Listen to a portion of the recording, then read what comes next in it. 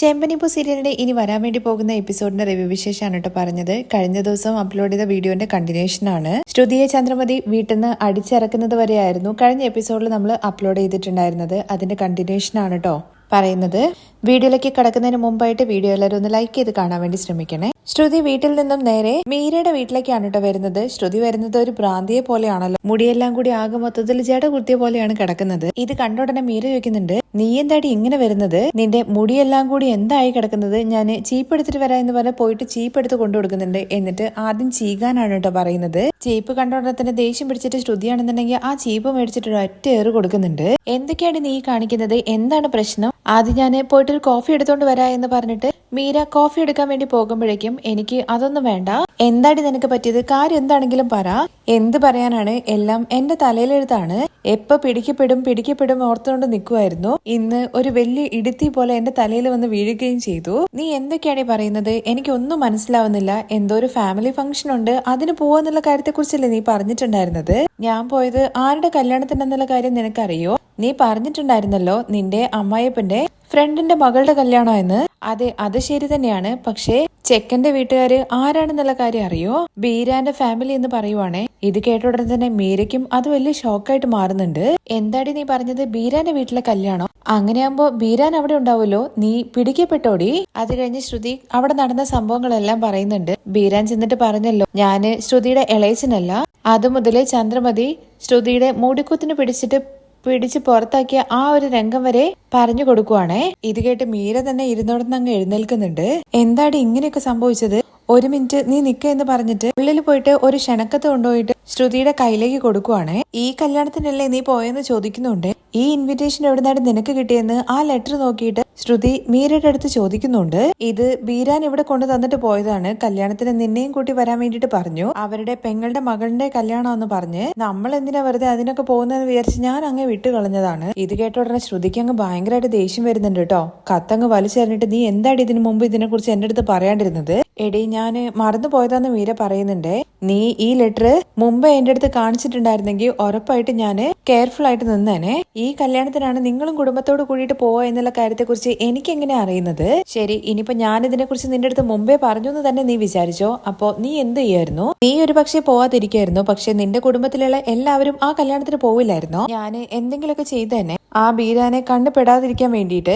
അതെങ്ങനെയാണ് ശരിയാവുന്നത്? അയാള് എങ്ങനെയാണ് അയാളുടെ പെങ്ങളുടെ മകളെ കല്യാണം കൂടാതിരിക്കുക? ഞാൻ എന്തെങ്കിലും ഒരു ഐഡിയ ചെയ്യുമായിരുന്നു. ഇങ്ങനെയൊക്കെ നടക്കുന്നത് എനിക്ക് വല്ലതും മുമ്പേ അറിയായിരുന്നോ? ഇതോടെ നീ പിടിക്കപ്പെടണമെന്നുണ്ടായിരുന്നു, അതുകൊണ്ട് പിടിക്കപ്പെട്ടു. ഞാന് പിടിക്കപ്പെടുക മാത്രമല്ല, ആ കുടുംബത്തിലെ എല്ലാവരുടെ മുമ്പിൽ അപമാനപ്പെട്ടു നിന്നു. സുധിയുടെ അമ്മ എന്റെ തലമുടിയിൽ പിടിച്ചിട്ട് എന്നെ പിടിച്ച് വലിച്ച് പുറത്തു കൊണ്ട് തള്ളി. ഇത്രയും നാളെ എന്താണോ സംഭവിക്കരുതെന്ന് വിചാരിച്ചത് അത് സംഭവിച്ചു. അപ്പൊ നീ പണക്കാരി പെണ്ണല്ല എന്നുള്ള കാര്യത്തെക്കുറിച്ച് അവിടെ എല്ലാവരും അറിഞ്ഞോ എന്ന് ചോദിക്കുവാണേ. അതെങ്ങനെയാണ് അവരെ അറിയാതിരിക്കുന്നത്? ബീരാൻ എല്ലാ കാര്യം വന്നിട്ട് പറഞ്ഞിട്ട് പോയില്ലേ? അല്ലെങ്കിലും അദ്ദേഹം എന്താടി ചെയ്യാ? അയാള് പിടിക്കപ്പെട്ടത് സച്ചിയുടെ മുമ്പിലല്ലേ? എത്രയെന്ന് വിചാരിച്ചിട്ടാണ് അയാളും പിടിച്ചു നിൽക്കുക? ഇത് നോക്ക് ശ്രുതി, കള്ളം എന്ന് പറയുന്നത് കഴുത്തില് വെട്ടുകൊണ്ടത് പോലെയാണ്. എത്ര നേരം അദ്ദേഹം മിണ്ടാതിരുന്നു കഴിഞ്ഞാലും ഒച്ചയെടുത്താൽ മാത്രമേ അദ്ദേഹത്തിന് രക്ഷപ്പെടാൻ വേണ്ടിട്ട് പറ്റത്തുള്ളൂ. അതുപോലെ തന്നെയല്ലേ നിന്റെ കാര്യവും. ഇത്രയും നാളെ നീ എന്തെല്ലോ കാര്യങ്ങളൊക്കെ പറഞ്ഞിട്ട് ആ കുടുംബത്തെ പറ്റിച്ചോണ്ടിരിക്കുവല്ലായിരുന്നോ? എത്രയെന്ന് വിചാരിച്ചിട്ടാണ് ദൈവം ഇതെല്ലാം കണ്ടോണ്ട് നിൽക്കുന്നത്? അതാണ് കറക്റ്റ് ഈ സമയം നോക്കിയിട്ട് നിന്നെ അവരുടെ മുമ്പിലേക്ക് ഇട്ടുകൊടുത്തത്. ഇപ്പൊ നിനക്കെന്താ മീരെ അതോർത്തിട്ട് സന്തോഷമാണ് തോന്നുന്നത്? എനിക്ക് വരുന്ന ദേഷ്യത്തിനുണ്ടല്ലോ നിന്നെ ഞാൻ കൊല്ലുന്നു പറയാണേ.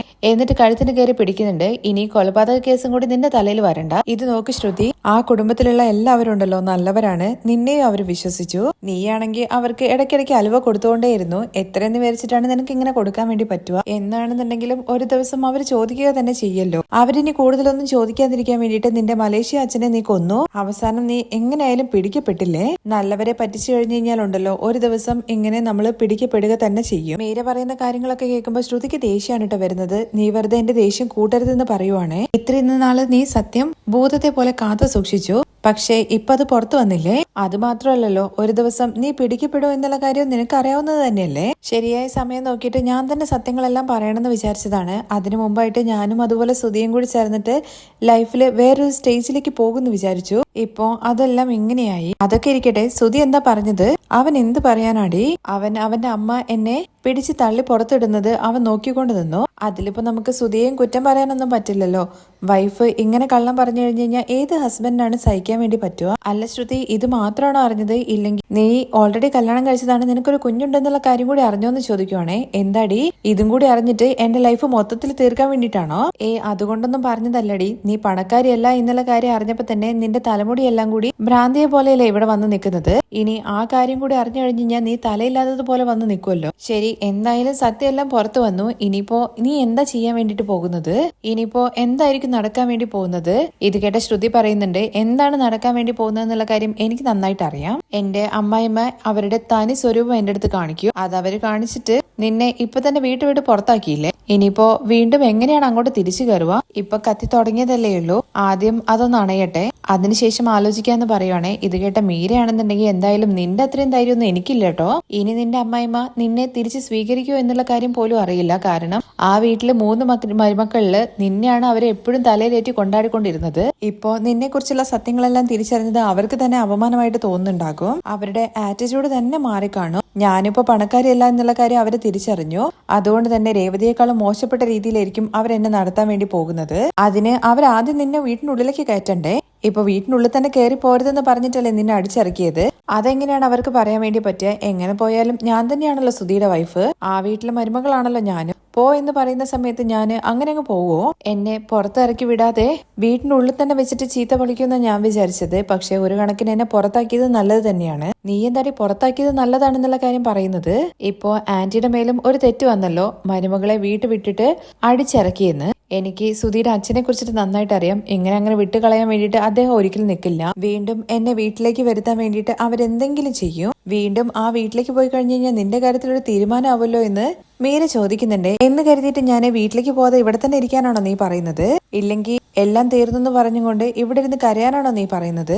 എന്നിട്ട് പെട്ടെന്ന് തന്നെ ശ്രുതിയുടെ ഭാവം അങ്ങ് മാറുവാണ് കേട്ടോ. മുടിയെല്ലാം അങ്ങനെ അഴിച്ചിട്ട് ഭ്രാന്തിയെ പോലെയാണല്ലോ. മുടി അങ്ങ് മുകളിലേക്ക് കെട്ടിവെക്കുന്നുണ്ട്.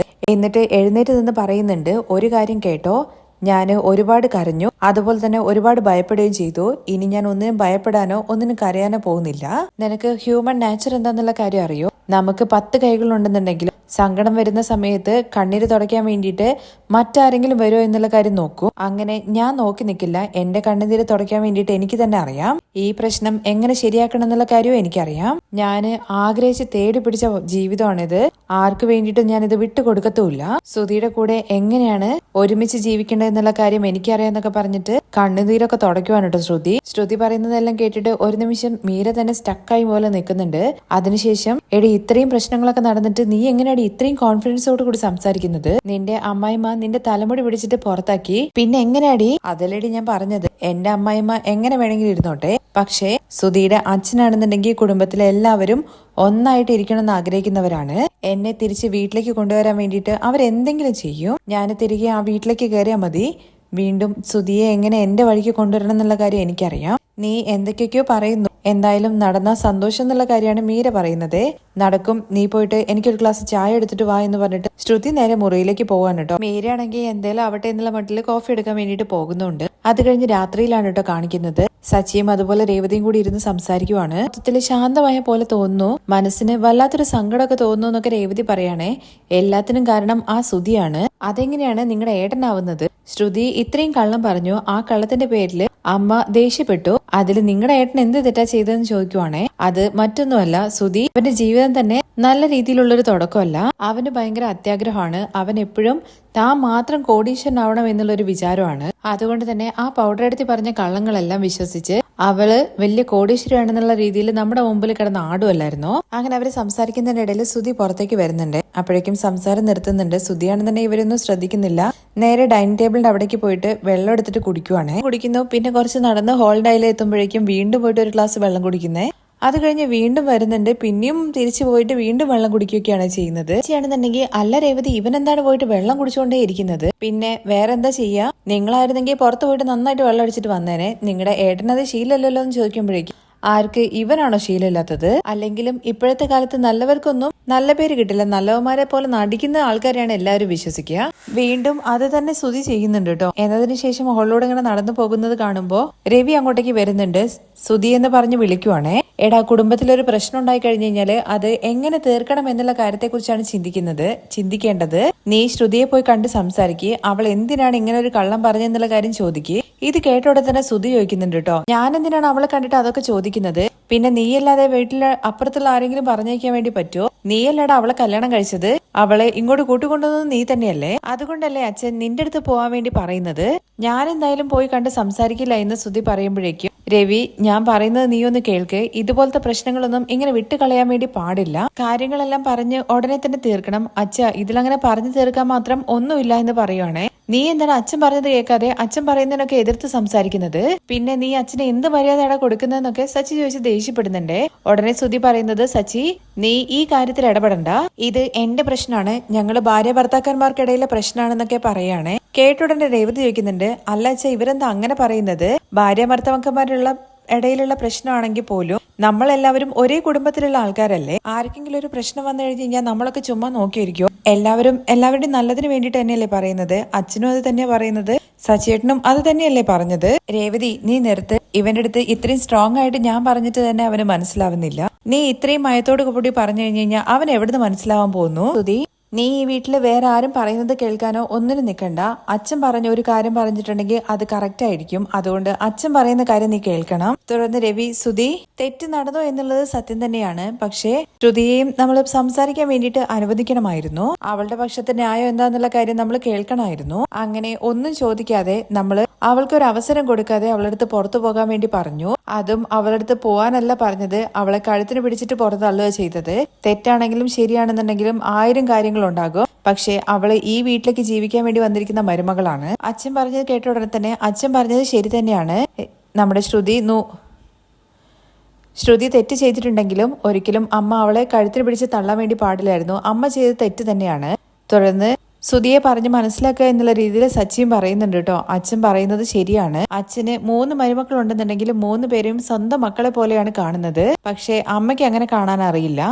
എടാ, അമ്മയെ കുറിച്ചിട്ട് പറയണ്ട. അമ്മയെ ആവശ്യമില്ലാതെ ഇതിലേക്ക് വലിച്ചിഴക്കുകയും വേണ്ട. അമ്മ ചെയ്ത് തന്നെയാണ് ശരി. അവള് അത്രയ്ക്കും കള്ളവും അതുപോലെ തന്നെ ഫ്രോഡ് പണിയും ചെയ്തിട്ടുണ്ട്. നിങ്ങൾ രണ്ടുപേരും കൂടി ചേർന്നിട്ടാണല്ലോ പിടിച്ച് കൂട്ടിക്കൊണ്ടുവന്നത്. കണ്ടുപിടിച്ചിട്ട് കൂട്ടിക്കൊണ്ടുവന്നത്. പിന്നെന്താ പ്രശ്നം? എടാ, ഞങ്ങൾ കൂട്ടിക്കൊണ്ടുവന്നു, അത് ശരി തന്നെയാണ്. ഇല്ല എന്നൊന്നും ഒരിക്കലും ഞങ്ങൾ പറയില്ല. പക്ഷെ ഈ കുടുംബത്തിലൊരു തെറ്റ് നടക്കരുതെന്ന് വിചാരിച്ചിട്ട് ഞങ്ങൾ കൂട്ടിക്കൊണ്ടുവന്നത്. എന്നാ പ്രശ്നം ഇപ്പൊ വേറെ റൂട്ടിലാണ് പോയിക്കൊണ്ടിരിക്കുന്നത്. അച്ഛൻ പറയുന്ന കാര്യങ്ങളാണ് ശരി.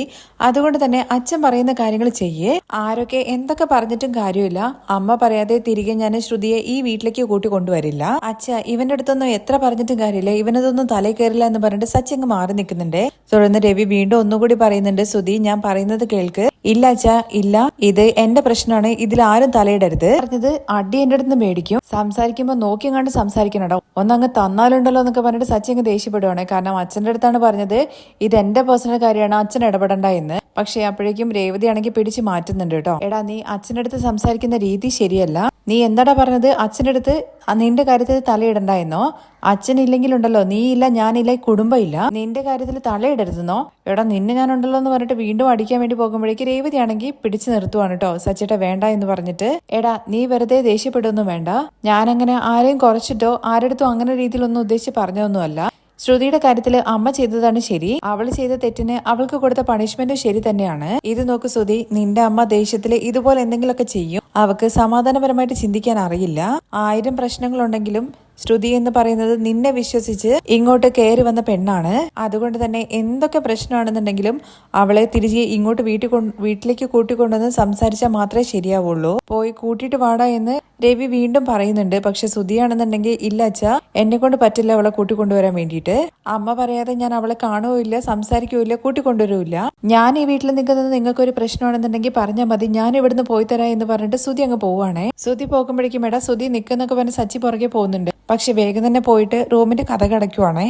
അച്ഛൻ എന്തോ ഭയങ്കര വിഷമമുണ്ടെന്നുള്ള കാര്യം മനസ്സിലാക്കിയിട്ട് സച്ചിയും രേവതിയും പറയുന്നുണ്ട്, അച്ഛ അവന്റെ കാര്യം വിട്ടേക്ക്, നമ്മുടെ കുടുംബത്തിൽ എന്തൊക്കെയോ ഒരു ദോഷങ്ങളുണ്ടെന്ന് തോന്നുന്നു, അതുകൊണ്ടാണ് എല്ലാം ഇങ്ങനെ സംഭവിക്കുന്നത്, എല്ലാം ശരിയാവെന്ന് പറഞ്ഞിട്ട് രേവതി ആശ്വസിപ്പിക്കുകയാണ്. അതുപോലെ തന്നെ സച്ചിയും പറയുന്നുണ്ട്, അച്ഛൻ അറിയാലോ ഇവന്റെ സ്വഭാവം എന്താണെന്നുള്ള കാര്യം, അമ്മയും അച്ഛന്റെ വാക്ക് കേൾക്കില്ല, ഇവനും അതുപോലെ തന്നെ അച്ഛന്റെ വാക്ക് കേൾക്കില്ല, അച്ഛൻ നല്ലതിനാണ് പറയുന്നതെന്നുള്ള കാര്യം അവർക്ക് മനസ്സിലാവില്ല അച്ഛ, അച്ഛനത് വിട്ടേക്ക്, അച്ഛൻ നല്ലത് മാത്രമല്ലേ ചിന്തിക്കുന്നുള്ളൂ, അതുകൊണ്ട് നല്ലത് മാത്രമേ അച്ഛൻ നടക്കുള്ളൂ, അച്ഛൻ വിഷമിക്കല്ലേ എന്നൊക്കെ പറയുന്നുണ്ടെങ്കിലും ഒന്നും മിണ്ടാതെ രവി സങ്കടത്തോട് കൂടിയിട്ട് ഉള്ളിലേക്ക് കയറി പോവുകയാണേ. അത് കഴിഞ്ഞിട്ട് പിറ്റേ ദിവസം രാവിലെയാണ് കേട്ടോ കാണിക്കുന്നത്. ചന്ദ്രമതി ബാമയുടെ വീട്ടിലേക്ക് പോവാണ്. വീട്ടിലെത്തിയ ഉടനെ തന്നെ ചന്ദ്രമതി കിടന്ന് തൊള്ളുവാണ് കേട്ടോ. കയ്യിലുള്ള ബാഗൊക്കെ വലിച്ചെറിയുന്നുണ്ട്. എന്നിട്ട് അവൾക്ക് വേണ്ടിയിട്ട് എന്തെല്ലാം കാര്യങ്ങൾ ഞാൻ ചെയ്തിട്ടുണ്ട്, അവളോട് ഞാൻ എന്ത് സ്നേഹത്തിലായിരുന്നു പെരുമാറിയത്, അവളെ ഞാൻ എന്റെ മരുമകളെ പോലെയാണോ കണ്ടത്, എന്റെ മകളെ പോലെയല്ലേ അവളെ ഞാൻ കണ്ടതും നോക്കിയതൊക്കെ, എന്റെ വീടിന്റെ ആധാരം പണയം വെച്ചിട്ട് അവൾക്ക് പാർലർ ആരംഭിക്കാൻ വേണ്ടിയിട്ട് ഞാൻ പണം കൊടുത്തു, പാർലറിന് എന്റെ പേരായിരുന്നു, അതും അവള് മാറ്റി. ഇതിനെ കുറിച്ചൊക്കെ ചിന്തിക്കുന്ന സമയത്ത് എനിക്ക് എന്നോട് തന്നെ കലി ഇളകുവാണ്. വീട്ടിലേക്ക് 3 മരുമക്കൾ വന്നിട്ടുണ്ട്, പക്ഷെ അവളെയല്ലേ ഞാൻ തലയിൽ മേലെ കയറ്റി ആടിയിട്ടുണ്ടായിരുന്നത്. ഇത് കേട്ട ഉടനെ ഭാമ പറയുന്നുണ്ട്, അതാണ് ചന്ദ്രൻ നീ ചെയ്ത ഏറ്റവും വലിയ തെറ്റ്, രവിയേട്ടൻ പറയുന്നത് പോലെ തന്നെ 3 മരുമക്കളെ നീ ഒരുപോലെ കാണണമായിരുന്നു, രവിയേട്ടൻ പറഞ്ഞതുപോലെ തന്നെ 3 മരുമക്കളെ നീ ഒരുപോലെ കാണണമായിരുന്നു. അമ്മേ നീ വെറുതെ എന്റെ ദേഷ്യം കൂട്ടരുത്, ആദ്യം ഇതിനെല്ലാം കാരണം നീ ഒറ്റ ഒരുത്തിയാണ്. ഇത് കേട്ട ഭാമ ഷോക്കായിട്ട് ചോദിക്കുന്നുണ്ട്, ഞാൻ എന്താ ചെയ്തത്, നീ എപ്പോഴും പറയാറുണ്ടല്ലോ നീ കൂട്ടിക്കൊണ്ടുവന്ന മരുമകളാണ്, നീ കൂട്ടിക്കൊണ്ടുവന്ന മരുമകളാണെന്ന്. എന്തായാലും നല്ലൊരു നാടക നടിയെ തന്നെയാണ് എന്റെ മകന്റെ തലയിൽ കയറ്റി വെച്ചിരിക്കുന്നത്. വലിയ മലേഷ്യക്കാരിയാണ് പണക്കാരിയാണെന്ന് പറഞ്ഞിട്ട് അവളെ എന്റെ വീട്ടിനുള്ളിൽ കൊണ്ടുപോയിട്ട്, ഇത് നോക്ക് ചന്ദ്രയെ, എല്ലാ തെറ്റും കൂടി എന്റെ തലയിൽ ഇടാൻ വേണ്ടി നോക്കണ്ട, ഇത്ര വർഷത്തെ നമ്മുടെ ഫ്രണ്ട്ഷിപ്പിനിടയിൽ ഞാൻ എന്തോരം ആൾക്കാരെ നിന്നെ പരിചയപ്പെടുത്തി തന്നിട്ടുണ്ട്, എന്നിട്ട് അവരെല്ലാവരും തെറ്റായിട്ടുള്ള ആൾക്കാരാണോ? ഞാൻ ശ്രുതിയെ നിന്നെ പരിചയപ്പെടുത്തി തരുന്ന സമയത്ത് അവള് പണക്കാരിയാണെന്നോ മലേഷ്യക്കാരിയാണെന്നോ ഒന്നും പറഞ്ഞിട്ടില്ല. എനിക്ക് മസാജ് ചെയ്യാൻ വേണ്ടി വന്ന പെണ്ണ്, അത്ര മാത്രമേ ഞാൻ പറഞ്ഞിട്ടുള്ളൂ. നീയാണ് അവളടുത്ത് സംസാരിച്ചിട്ട് പഴകിയത്. നിനക്ക് പണക്കാരി മരുമകൾ വേണമെന്നുള്ള കാര്യം അവൾക്ക് മനസ്സിലായി, അതുകൊണ്ടാണ് അവൾ ഉടനെ തന്നെ അവൾ വലിയ പണക്കാരി വീട്ടിലെ മകളാണെന്നുള്ള കാര്യം പറഞ്ഞത്. എന്തൊക്കെയാണെങ്കിലും അവള് മലേഷ്യക്കാരി തന്നെയല്ലേന്ന് ചോദിക്കുമ്പോ എന്നിട്ട് എന്താണ് കാര്യം, അവസാനം അവളും രേവതിയെ പോലെ തന്നെ ഒരു കാലിണക്കി കൊള്ളില്ലാത്തവളാണ്. ഇത് നോക്ക് ചന്ദ്രേ, നിന്റെ ഈ അത്യാഗ്രഹമാണ് നിന്നെ ഈ അവസ്ഥയിൽ കൊണ്ടുവന്ന് എത്തിച്ചിരിക്കുന്നത്. അത്യാഗ്രഹം ആപത്തെന്ന് കേട്ടിട്ടില്ലേ, നീ എന്താണ് എന്നെ കുത്തി കാണിക്കാണോ ഇപ്പൊ എന്നുള്ള കാര്യം ചോദിക്കുമ്പോ, ഇപ്പോ നീ എന്താ എന്നെ കുറ്റപ്പെടുത്തുവാണോ? അല്ല, നടന്നതിനെല്ലാം കാരണം നീയാണെന്ന് പറഞ്ഞതാണ്. ഞാനാണോ നിന്റെ അടുത്ത് വന്നിട്ട് ശ്രുതിക്ക് കല്യാണം കഴിച്ചു കൊടുക്കുക എന്നുള്ള കാര്യം പറഞ്ഞത്? അവള് പണക്കാരെ വീട്ടിലെ പെണ്ണാണെന്നുള്ള കാര്യം കേട്ട ഉടനെ തന്നെ നീയല്ലേ അവളെ നിന്റെ മകനെ കല്യാണം കഴിപ്പിക്കണമെന്ന് വിചാരിച്ചത്? ഇപ്പൊ ചന്ദ്രേ, നിനക്ക് തന്നെ മറുപടി പറയാൻ വേണ്ടി പറ്റുന്നില്ലല്ലോ. അവളുടെ വീട്ടിൽ നിന്ന് കുറെ സ്വത്തുക്കൾ വരുന്ന വിചാരിച്ചിട്ടല്ലേ നീ അവളെ മരുമകളായിട്ട് നിന്റെ വീട്ടിലേക്ക് കൊണ്ടുപോയത്? ഇപ്പോ അതെല്ലാം കള്ളായി. എന്നെങ്കിലും നിന്റെ അടുത്ത് ഞാൻ പറഞ്ഞിട്ടുണ്ടോ ശ്രുതിയെ കല്യാണം കഴിച്ചു കൊടുക്കാൻ വേണ്ടിയിട്ട്? അത് നീ എടുത്ത തീരുമാനമാണ്. ശരിയാണ്, ഞാൻ തന്നെയാണ് എന്റെ തലയിൽ മണ്ണ് വാരിച്ചിട്ടത്. മതിയെന്ന് വെച്ചിട്ട് നമ്മുടെ മാമയുടെ അടുത്ത് ദേഷ്യപ്പെടുവാണ് ചന്ദ്ര.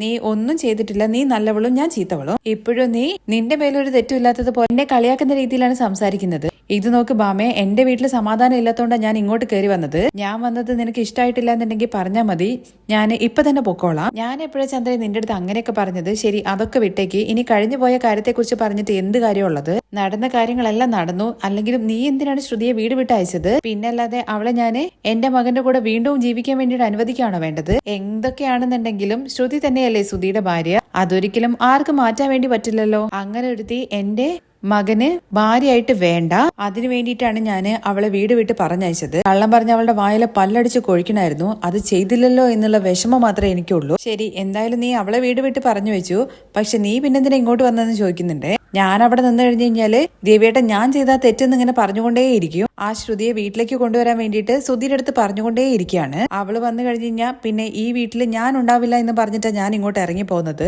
ആഹാ, അത് കൊള്ളാലോ. പണ്ടൊക്കെ രേവതിയെ വീട്ടിൽ നിന്ന് വിട്ട് പുറത്തയക്കണം, രേവതി വീട്ടിലേക്ക് വരാൻ വേണ്ടി പാടില്ല, അങ്ങനെ രേവതി ഉണ്ടെങ്കിൽ ഞാൻ വീട്ടിൽ നിൽക്കില്ല എന്ന് പറഞ്ഞു. എന്നാ ഇപ്പൊ ശ്രുതിയെ വീട് വിട്ട് പറഞ്ഞയക്കാൻ വേണ്ടി പോകുന്നു. കാലം മാറിയ മാറ്റം കണ്ടില്ലേ? നീ എന്താ ഇപ്പൊ വലിയ തത്വമൊക്കെ പറയുവാണോ എന്നുള്ള കാര്യം ചോദിക്കുകയാണ് കേട്ടോ ദേഷ്യത്തിൽ ബാമയുടെ അടുത്ത്.